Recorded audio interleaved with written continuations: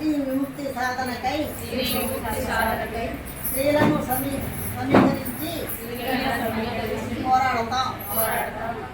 తర్వాత దోపిడీకి వ్యతిరేకంగాను జీవన స్థాయి పెరుగుదలకు స్త్రీలను సమీకరించటంలో ముందుండి పోరాడతామని అట్లనే నూతన ప్రజాస్వామిక విప్లవాన్ని శాస్త్రీయ సోషలిజాన్ని విశ్వసిస్తూ వాటిని ప్రచారం చేయటంలో ముందుంటామని దాని సాధనకు కృషి చేస్తామని